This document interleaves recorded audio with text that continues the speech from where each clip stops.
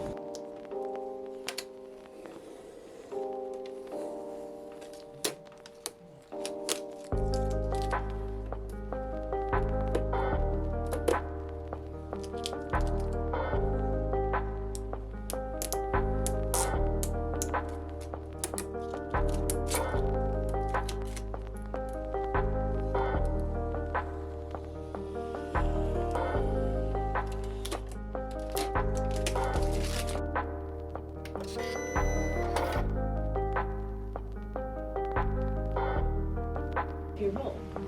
This can be adjusted anywhere from a 9-inch width to a 12-inch width.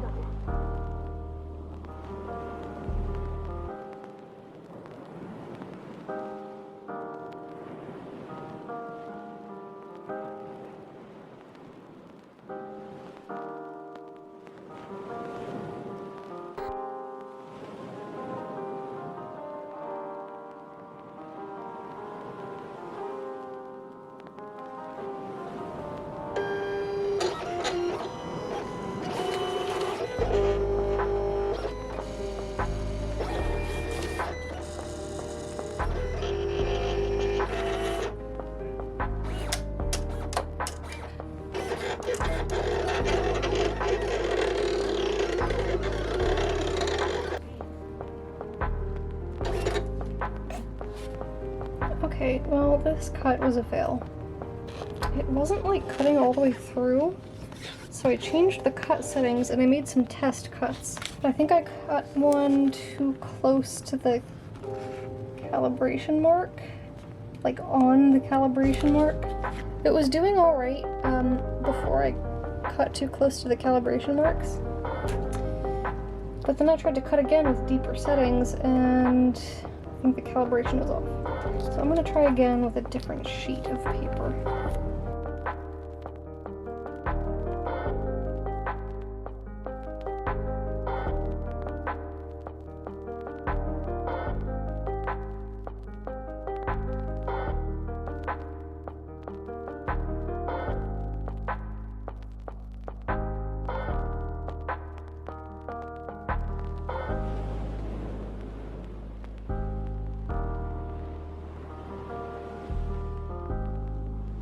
よってあなたたちは苦しさから解き放たれるのでしょう。もう絶えずとも良いのです。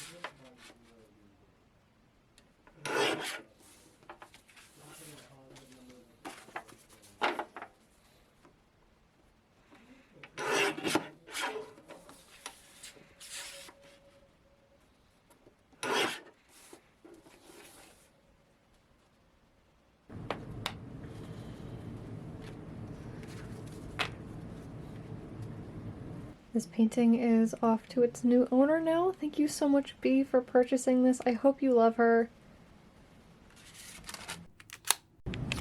I am currently trying to edit the YouTube video that goes up on Friday. And it's really hard because my editor keeps crashing. It'll basically freeze up like this, and my programs bar will disappear. Like, it'll basically take up the entire screen, and it's totally frozen. Spinny wheel of death. Eventually it'll kind of re-correct itself. Sometimes it just crashes. Yeah, there we go. Now it's correct again and I can work. But yeah, it's making it really hard to edit. I'm gonna power through though, because what the hell else am I supposed to do? Can this cat be a lap cat instead of a shoulder cat? For like one day. You're hitting yourself in the face with your tail, Muffin. Oh my god, you farted. So I was watching Chow Illustration's stream this morning. If you don't know who she is, she's a really cool, awesome illustrator and artist. But she was showing off this planner that she bought called the Maker's Yearbook. And what it is it's an art-focused, small business focused planner. And it has stuff for like sales and profits, social media, products, galleries, craft fairs, markets, conventions, stuff like that. And I'm gonna be using this in conjunction with the Passion Planner, which is what I use currently. I've been using this for about 3 years now, and I like it, but the thing is, I don't love the like monthly wrap-up. And I was looking through the Maker's Yearbook, and I much prefer the way they do their monthly planning. Now, I don't like the way they do the week on 2 pages and the month on 2 pages spreads, so that's why I'm going to be using them in conjunction, because I like this monthly layout and this weekly layout a lot better, but I love the monthly business planning of this planner much better, and I'm really excited to dig into this thing. I will leave links for both this and the Passion Planner in the description. The way the Maker's Yearbook works is so much more unique than just a traditional planner because it's solely business focused. And when you're creating your goals for the year, you separate them out into sales goals and audience goals, which is a shift in my brain that I hadn't quite put together yet. So an audience goal would be something like increasing your social media reach, whereas a sales goal would be something like making a specific collection or marketing it to a specific group of people. So in terms of my goals for 2022, I want to create a content calendar. Right now I treat social media with a very fly by the seat of my pants kind of approach, which is not the way to do it. So by the end of the month, I want to have created a structured content calendar and workflow so that I can consistently be updating my social media. I want to develop a system that lets me create a piece of content, such as a YouTube video, and recycle parts of it into Instagram Reels or TikTok. I've also seen a lot of people share their TikToks onto Twitter, and honestly, that's how I see most of the TikToks that I see because I don't let myself use the For You page. Recycling content this way means that I can be creating multiple pieces of content from one stem, and all of the little bits branch off of it so that I'm not getting overwhelmed with the feeling of how am I supposed to create original content for all of these different platforms? Because the same core STEM piece of content can be reworked to fit multiple platforms. This would be an audience goal because it is specifically increasing the reach of my social media. As far as sales goals, I need to put my products on Etsy.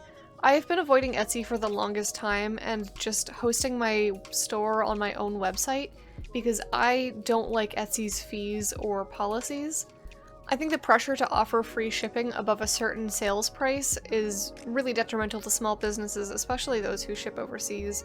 And the Star Seller program is freaking bogus. What? Sorry. Hello? Anyway, I have issues with Etsy. but having the organic reach of Etsy would be beneficial, and I need to start broadening my reach beyond what I can do on my own. Etsy is a huge platform where people search for products that they're interested in, and frankly, it's almost like a product search engine in and of itself. And that's something that my website does not have the capability to do. If you're hosting a store on your own website, it's not going to have a marketplace like Etsy has. I'm giving myself a bit more time to accomplish this goal since I have a lot going on in the beginning of the year, and I have a lot of product, especially with apparel, with different colorways and different designs on the same apparel piece. So I'd like to have this done by the end of May. I'm giving myself a few months to accomplish this. Another sales goal of mine is that I would like to create distinct seasonal collections for my store, for instance, a Halloween or Christmas collection, rather than what I've been doing, which is just dumping a bunch of things on my store as I make them. The disorganized approach I've been using isn't suitable as a business strategy, so I've planned out a whole year of seasonal collections, including the months I will be designing and marketing them. It's important to design and release seasonal items in advance so that they arrive on time for their intended season. So the Halloween collection, for instance, will be designed in June and marketed by late August or September. This last goal is neither really a sales or audience goal, it's more of a personal goal. In terms of my own art, I'd like to finish a sketchbook this year. The sketchbook that I'm using now was started in 2019, so it's been a while. As a related goal, I would like to get better at drawing more mech, technology, and science fiction props. It's something that I've always been so captivated and impressed by, but I kind of just suck at drawing anything that isn't a cute lady's face. I'm putting these two goals together because I plan on setting aside a few hours every week, perhaps Friday nights after dinner or something, to practice drawing mecha from reference in my sketchbook. I don't tend to use my sketchbook for aesthetic spreads. It's actually kind of bad at taking wet media, so I don't paint in it at all, I just draw. A lot of the pages are ideas for future paintings, but since a painting might take a week or two to finish, I don't go through the sketchbook that quickly. So setting aside time to practice a specific technique in my sketchbook will knock out both my sketchbook goal and my mech technology drawing goal. Maybe I'll do an ugly sketchbook tour when this monstrosity is done. Let me know if that's a video you'd like to see. The inside of my sketchbook is a mess. I'm a little bit afraid to show it off.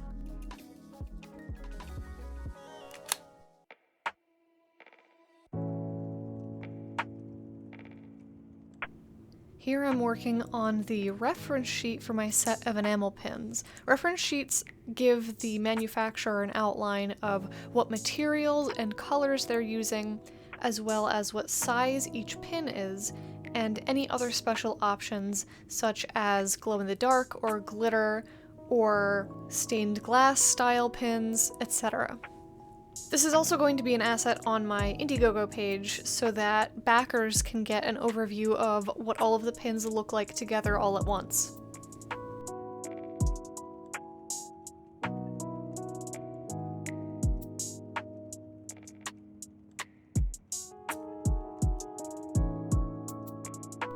I also create a version of the back of each pin so that the manufacturer can see the position of the pin stubs and also the size and position of the backplate stamp.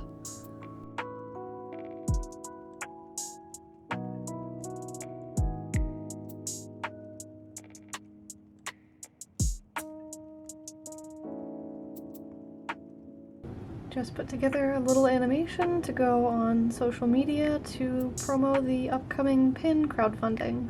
It's really simple, but I'm proud of this. It looks nice. I've spent all day making promo images and perk images for the pin crowdfunding campaign, and it's coming along. Pin crowdfunding will start on Indiegogo on February 16th. I can't wait to get these sweet and spooky strawberry pins to you, so keep your eyes out February 16th for the launch of my Indiegogo campaign.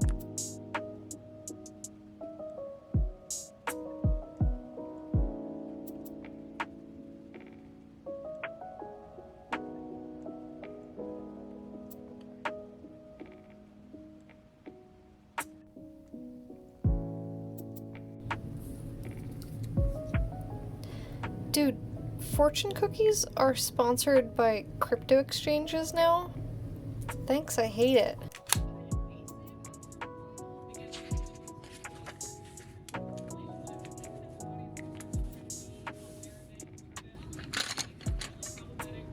I didn't do a lot of painting this month, but I did do a tiny bit of sketching, so let's round this vlog off with a bit of sketchbook.